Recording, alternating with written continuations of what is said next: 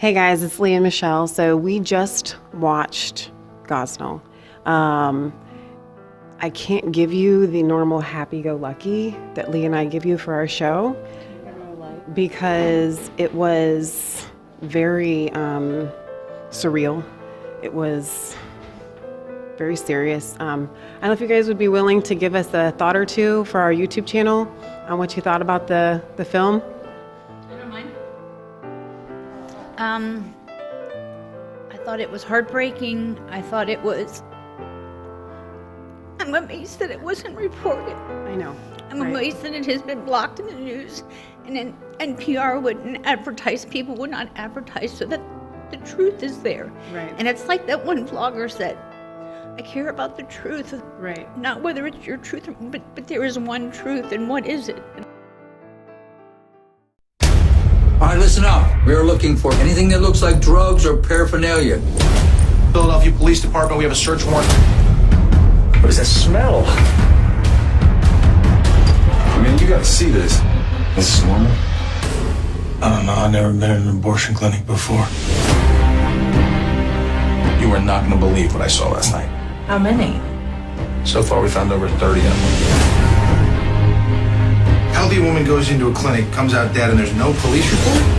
Files have been moved recently. Look at this. You'll be the prosecutor who went after reproductive rights, and you'll be a racist to boot.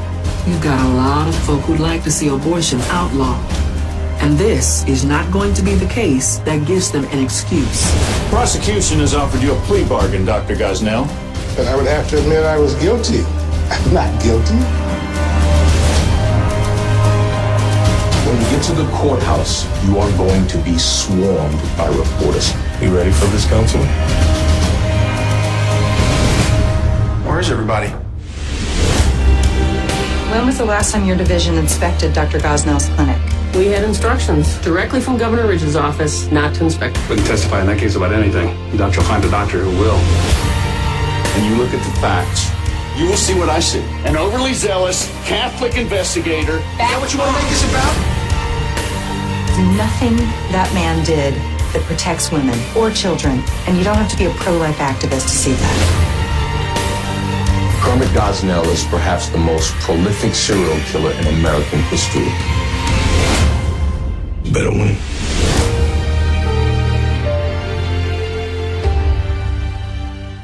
Right. And we didn't see it during the trial, and we didn't see it now. Right. How did you all hear about it? We got lots of emails from lots of different friends. We heard about it coming out. Oh, Yeah. wow. Yeah. So we wanted to support it. I don't really come to see movies, but Wow, but you came to see this one. I definitely was going to pay my money and be counted as one more person who came to see this movie. Right. So it was a great movie. So we were kind of stuck in the very back of the theater, like the last theater, and it kind of felt like it was something that even this theater was trying to hide. Did anybody else feel that way? Yeah, Back here in the back. Like with there's not even a number 19 there. right. You know you're there. And we had some friends who were going to come see it. Was it Saturday afternoon, Tuesday last week? I don't know. One day during the week, during the afternoon matinee, and they were told that the projectors weren't working. Wow. Wow. And maybe they weren't. Maybe they legitimately weren't. Sure. But this movie was in the top 10 the first weekend it was out. It was number 6. And that's with a limited viewing audience, Right. a limited number of theaters. They are still, the different theaters are still showing it. We came down here because our local one is Milford, but they're only showing it during the day. And it just seems a little bit fishy that they dropped, I know, over 100 theaters after the first week, but for something that's in the top 6, why would you drop it if it's bringing in With people. no media attention, with no national advertising campaign. Exactly. It's amazing that it did that well, and they're still dropping it. Even on a Wednesday night, that theater was pretty, even that little small little theater was pretty full. Yeah, So, I was really surprised. and if you want to be on film, what was your reaction to it?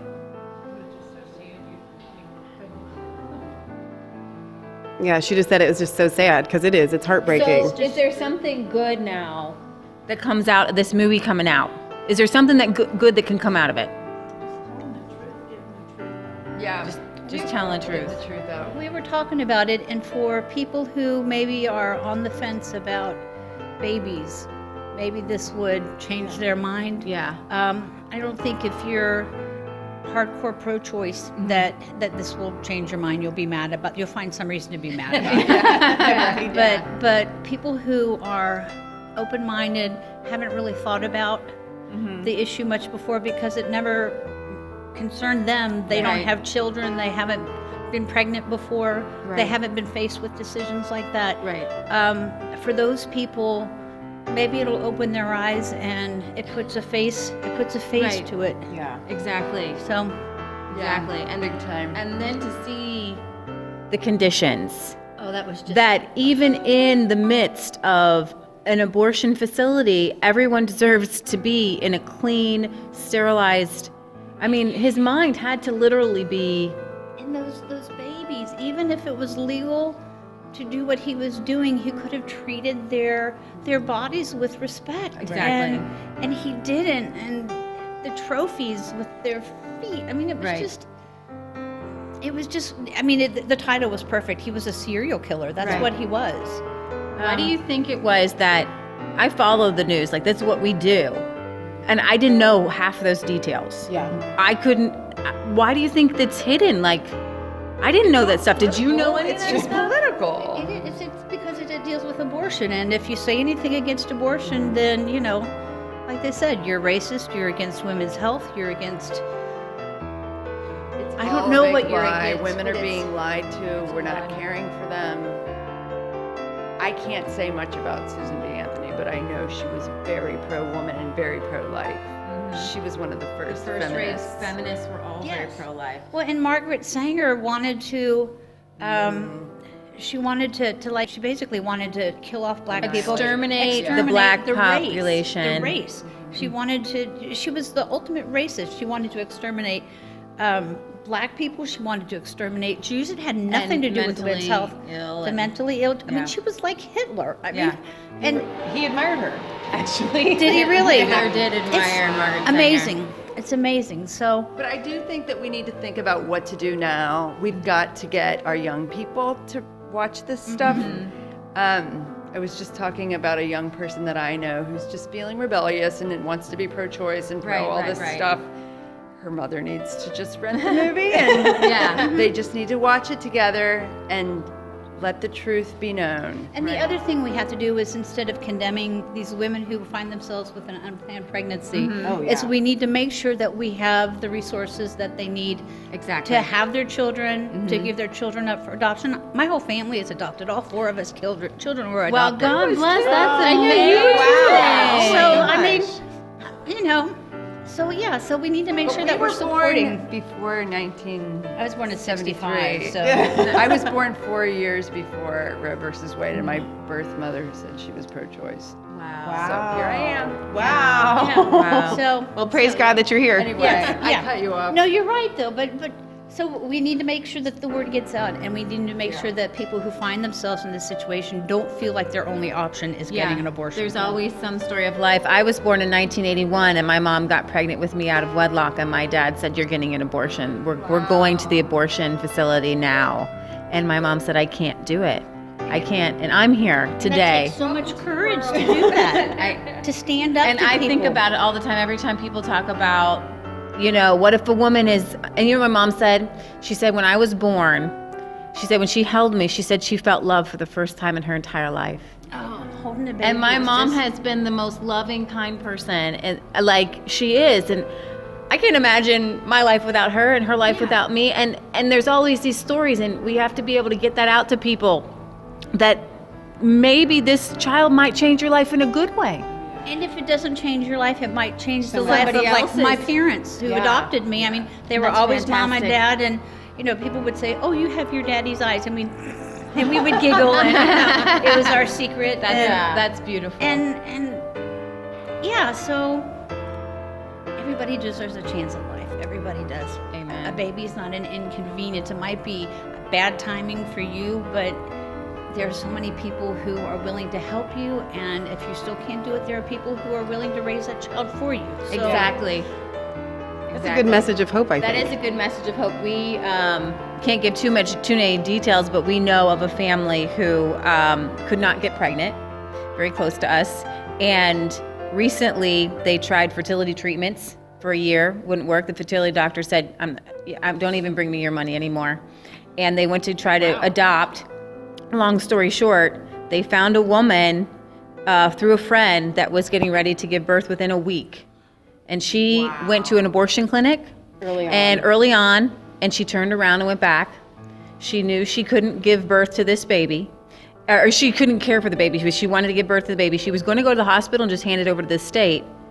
And instead, it got handed over. This child is now part of this family. It is a mixed race baby, and this family loves this baby. And this baby is incredibly happy all the time, smiling all the time. And it's a miracle to see that there are so many people out there, so many families who can't have children. Wow. And she adopted. You did. We have found the most wonderful people to interview. And you adopted 2 children because you couldn't have children. Well, God bless you. One was from a high school, one was from a college girl. And did you feel led by God? You just always wanted children? 2 miscarriages and no more. Wow. So someone's tragedy could be someone else's life-changing blessing. How old are your children now? Wow. Do you have grandchildren? So this is you have grandchildren. Exponential blessing. So wow. Well, that is a message of hope. That's the message of hope that comes from something like this, that there is hope. Confined by fear. That's what causes us to do evil things and make bad True. choices. Yeah. It's fear. So you have to take the fear away. Fear and money and how am I going to do this? But there's always hope. Like, we're Christians, we believe in God. There's always hope. And the fear is from the devil. It's not from God. Right. So Exactly. And people are, I think once you see what an abortion is, once you see the baby parts, once you see like beating hearts, but even Facebook has taken down certain posts from baby. Just today I read babies that were born alive and who were told that they wouldn't survive outside the womb at 23 weeks or 24 weeks. Facebook won't let you see those babies because it's a medical procedure. it might have been a valid miscarriage, and I had seen a picture where there's a mom holding a 12-week-old baby. Yeah, I've seen that one. And it was a valid miscarriage, and they're naming it, and they'll bury their daughter. I think it was a daughter. They'll bury her, and that's treating a child with respect. Exactly. Right. And what he did was nothing like that. But the fact that Facebook takes those pictures down is just. They are purposefully misleading people. They are purposefully sugarcoating things. They are purposefully lying. What about that Shout Your Abortion campaign where they have women shouting it saying, I had an abortion and I feel great. And they literally do it again. And that goes against everything that we should make. Okay, liberals say make abortion safe, legal, and rare. That it is a big deal. It is a big deal to go in there. Well, and that's how I think they sold it to the country, and now they've turned it into a cheerleading squad. Now they have to. Yeah, now it's the solution for when you want to have unprotected sex and not deal with any of the consequences. You just go get the. Fails or you just don't use it. Right. There's a company out of Europe that is now mailing abortion medication to the United States illegally. Illegally? Wow. Well, I mean, it's not legal here, but there's. You mean like the Plan B pill or something? I'm not sure exactly what it is. It might be the Plan B pill, but I mean, you can get that at a doctor's office. This is stuff that you would just go online and you would have an email conversation with the doctor, and then they'll mail it to you. Wow. Oh my gosh. Yeah, and they're making it too. And what are the consequences? We don't get to see the women who say, I had an abortion and it has been with me for the rest of my life. I go back and I visit the baby's grave. Nobody told me that I would feel this way afterwards because the Shout Your Abortion women are saying it was great.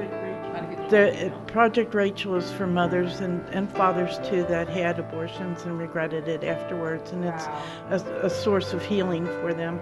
And the Rose Garden is trying to raise funds for a 4D sonogram machine so that they can show prospective mothers what their baby really looks like, that it's not just a blob inside of them. Now, they're in Covington, and they had an ultrasound, but it broke and it was beyond repair. Wow. So it's all based on donations, and so they're raising money to do a 4D one, which would be really cool. When I had my ultrasound with Jack in '91, he looked like a raw chicken. So I would love to have seen him with a 4D, where he looked like a real baby. Yeah. So that's very good. No, that is Project Rachel. We'll have to look that up. They say that they're the left or whoever, pro-choice people say that they're all about truth and transparency. It's not true. They're harming women. Yeah. Well, they want to keep the truth from them. And they don't want the women to know. Yes, isn't that incredibly ironic? They don't want to know their babies have a Protecting heartbeat. women and their reproductive health by damaging their fertility and what comes from their reproductive health, and then they lie about it, and then they say, like in the movie, don't be a baby, just get up there and and instead they don't treat the damage that's caused, PTSD or whatever you want to call it afterwards. Right. And I never heard of the 1972, and I keep up in the news. I didn't know what he did. The Mother's Day Massacre. The Mother's Day Massacre with let's just, use scissors up inside of women's bodies.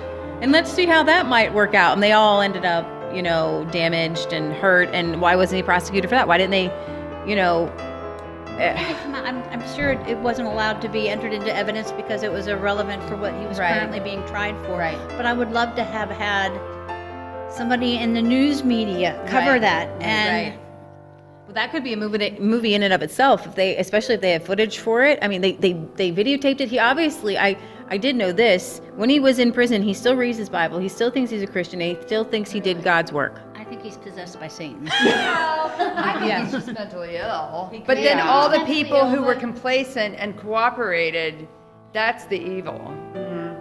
Oh yeah. I think. Well, what about the fact that they didn't go in and do the constant checks for the clinic and stuff like that? Like she said, a nail salon has to be, you know what I mean, inspected. And she said, and somebody died there, like she just said. Clinics, we only inspect when there's a complaint, but then there were all of these complaints, and the governor's office told her not to inspect any abortion clinics. And how horrible is that? I mean, we're supposed to be protecting women, but we're not going to inspect the facilities that they're using to make sure that they're not harming them. It seems like that is actually, and my conspiracy theory mind goes that it is a racist policy, because a lot of these abortion clinics are in low-income, minority areas, and for the governor to say, don't inspect those places because those people don't deserve sterile environments. Well, and they don't want to mess, and I think that's the more nefarious message from this movie, is that they don't want, you can't touch abortion clinics. And they don't want bad publicity. You do not inspect them because they know that if they're going to get inspected, then they're going to find things that are wrong and it's going to blow up. There are always consequences. And that's why the white women get the cleaner room. Yeah. Because they're less likely to complain if they've got a cleaner room, and then we still don't have to go in and inspect them. They probably have to pay more too, the white women. Oh yeah, for sure. What I found interesting is the lady that did testify that said that she was running a good abortion clinic. Right. And then when she really started saying it and thinking about it, you could see that she thought, oh gosh, because she was actually stopping hearts. Not outside the body, but inside the mother's body, but still stopping the heart, still getting the gray matter of the brain. And she said that they would do babies up to 20 weeks. And I think, what's the earliest viable baby that has survived a premature birth? Isn't it like 20, 21, 22 Something weeks? like that, yeah. It's Around there. really close. Yeah, I mean, it's tiny. Still tiny, but the baby still will live. Yeah. So. It's atrocious. So I think a lot of good's going to come out of this. I hope so that more people like you get the word out, tell your friends about it, and get people to see it. Once they see it, once they experience it. Yeah. Because nobody left that movie theater unchanged. Without, everybody came out of that theater somber, sad, thinking, what can I do to make this not happen to somebody else? We're saying thinking. You have to think about these things because I thought it was so interesting how maybe it was the most humane thing to let the child be born and then just hurry up and sever its little... Because if you do it 5 minutes before that and butcher it inside its mother, that's legal, so it must be okay. Right. And the other thing, I was reading an article too about babies that are born premature, and they were asking the obstetrician what it was like, and he said that the babies are very cold, and the light hurts their eyes. Oh, wow. And it's such a shock to be out of the system. They're not out of the mother's, they're not ready, and so they keep the lights dim in those parts of the hospital. The babies go in the incubators, and the temperature is much higher to keep them warm. And they try and just kind of like keep them, wrapped up a little bit so that they're tight. Yeah, like when they were in their mother's womb. But so you have something that the light hurts its eyes, and it's cold, and it's in pain, and you just leave it there until it dies. Right. That baby, and it's just. The idea that they don't feel the potassium chloride going into the heart to stop it is ridiculous. I mean, that doesn't make, if it was to be born, at that age, that late of a term, so it's not a clump of cells, it's a real live, it's a baby. I think it also has to do with the fact that it's in an abortion clinic, and like abortion clinics are safe and they're not allowed to be touched. But there was a story with a young girl who said that she had a miscarriage and she buried her baby in the backyard, and the police went after her and wanted to prosecute her for, murder and all these things. And the whole world was against her. But what's different? I mean, it's a double standard. It's such a double standard. Yeah. We have so many double standards. Yeah. If you're a pregnant woman and you're in, somebody stabs you, you can claim murder for yourself or your, assault, whatever, for yourself and for your baby. There are 2 counts. If a woman is murdered while she's pregnant, there's 2 counts of murder or manslaughter, whatever the case may be. The husband, father can file or ask the DA to prosecute for both of those. But if you choose to kill the baby yourself, then it's just a choice. Right. So it's a clump of cells when you don't want the baby, and it's a real baby that you can name if you want the baby. Exactly. And it's legally. Legally, and If a woman says it's my body, I can choose to do what I want with it. She does not have 2 heads. She does not have 4 arms. She doesn't have 2 hearts, and on and on and on. She's got 1 set of DNA, not 2. I mean, that's a good point. That baby, the moment that it's conceived, has its own DNA. Own blood type. They can't mix, or somebody can be sick. So it's definitely a different body. And thank you guys so much. Thank you very much. We really appreciate it. Okay, guys, so we just had these great interviews. We kind of jumped right in. We're so grateful that we were able to. Friends. Yeah, we made some friends with 4 beautiful women. I don't like to put a camera in somebody's face who doesn't want to be recorded. Oh yeah. But I was grateful for their wisdom. To get some wisdom there, just like a Patriot Gallery. You know, I think that what I came away with is y'all need to see it. Yeah. No, and you need to share it and tell people about it, because the mainstream media has censored this, and it's for a reason. Whenever they censor something, it's because there's something worth hiding. Right. If this message gets out, and I kind of think, and I hate to go back, and Leah gives me a hard time about the Stephen Avery case, but I go back and I'm like, it spread like a wildfire because people saw it and they saw the injustice. And I'm hoping that on whether it's Netflix or wherever this film ends up later, it'll spread like that. I have goosebumps just thinking about it. Yeah. And I think that's where we're going to hit the biggest impact from this film. Yeah, I think that right now what I've been hearing is, oh my gosh, it's censored. But why is it censored? Because when you see this in action, the whole case was supposed to be, don't make it about abortion, don't make it about abortion. It's about abortion. You have to make it about abortion.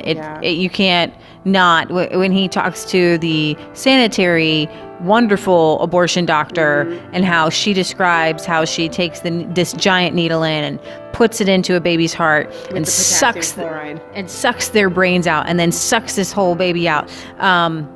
Your heart just literally breaks. And go ahead. Well, I was just going to, I'd finish your thought.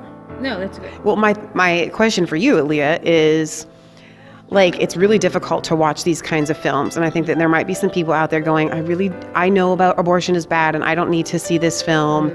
Was it too hard for you to watch as a person that really does struggle sometimes with things like this? No, absolutely not. I would say you could even bring your kids in. They tried not to make it graphic.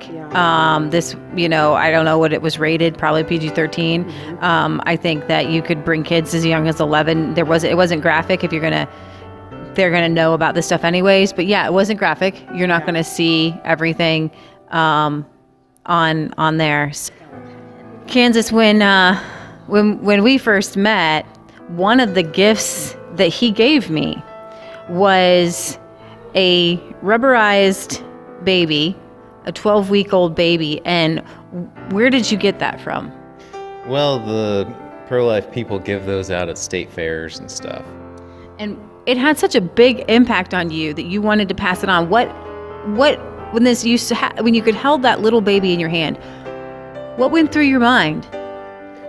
Well, I mean, it's clear and evident that it is a baby. It's as clear as, in some of these rooms at state fairs and stuff, there's various people talking. It's like you have the county weed guys, the farmer people talking about, well, this is a bindweed and stuff. It's like, okay, that's bindweed, that's, a thistle, and that's a baby. It's pretty simple. It's just pretty obvious. Yeah. But even before you came to really know Christ, one thing that was on your heart was babies and abortion and being pro-life. What was it about being pro-life? What was it about abortion that reached into your heart? Well, it's just, that's obviously a pretty hot issue. And obviously this is the Gosnell movie, but I mean, coming from Kansas, I mean, that's what they're known for. It's like the baby killing state. It is. Well, he mentioned that, oh yeah, I'm good friends with George Tiller. Well, George Tiller's from Wichita, Kansas. Anybody that's in Kansas, they've driven past his clinic probably all the time. They probably don't even know it's there. And George Tiller is a late-term abortionist? Yes. And it just he was just always there and doing his thing. I mean, every now and then there'd be an article in the paper or something. It was controversial back and forth on every side, but just like they said in the movie, the Gosnell guys, he called him a martyr. Got the George Tiller because, I didn't know who George Tiller was. Well, I want to say that it was like an ex-military guy or somebody went, if I have the story right, basically just found him and shot him and killed him. And then, that guy's in jail now. So. Right. Exactly. Obviously, we want it to go through the proper legal proceedings and stuff. Exactly. Because you don't want to see someone in jail that, you know what I mean? Exactly. Doesn't need to be. Exactly. So, were you aware of the details of this movie before we went to see it? Not at all. I wasn't familiar with the movie, and I really hadn't seen too much about it, to be honest with you. What was your first impression when you saw Gosnell and how he acted in the different situations that he was in? Well, it's just a state of delusion, and that's kind of, the nature of society today, where everything that's biblical gets kind of cursed and mocked, and you can't pray in the schools. You can talk about Muhammad, or you can talk about Darwin and all these other people. I mean, the theory of evolution and stuff. I mean, you can worship, those people. It's like a religion as much as anything else, and it's like you can talk about anything but Christ and Judeo-Christian values. Or abortion. So when it was one of the workers was on the stand, and she said that the white women were given the better room upstairs. What did you think about that? I mean, it's pretty. It's kind of odd, I guess, considering he's not. I mean, we're not into the whole race thing, but I mean, he's not like white, He's black. like I am. So it's kind of weird if you're African Americans to treat African Americans worse than white people. Yeah, I mean, you think that you just maintain a clean facility, and then it is what it is. Everyone gets the same treatment. So during the movie, I was pretty shocked by the sanitary conditions of the building, and I thought that they had to be overplaying it. But at the end, they showed real pictures. What went through your mind when you saw how horrible the facility really was? It looked like a house of horrors. Yeah, I mean, you can't really describe it. You just have to watch the movie for yourself. It's pretty shocking. It's disgusting. And not only the clinic, but his own home. Yeah, absolutely. With the cats everywhere and the fleas in the basement, and it was just awful. It was he was disconnected from the world, and I actually concur with the one of the women we interviewed before that he had to be led by Satan. Like he was probably some demon possessed to be that crazy. And I did hear that he had said in prison that he still reads the Bible and still believes that what he did was right. And that is, it's such a disconnect. You have to be like psychopathic, sociopathic. But I just want to pray for the film to be able to get out there for people to see, because so much, you learned so much, I learned a lot, that the mainstream media didn't want to get out there because they don't want abortion to be outlawed ever again. They don't want to overturn Roe v. Wade. But this movie actually kind of gives a good case for that. Yeah, I should say so. All right, guys. Well, we love you, and God loves you, and God loves these children. You can find us on Facebook, Resistance Chicks. You can find us on Twitter, Resistance Chicks without the K. You can find us on YouTube at Mass Faith, M-A-S, Faith 3, and at Resistance Chicks. And I hope that you follow us and like and share and get this out there so everyone else can be educated and get the truth out there. Maybe we can save a few lives.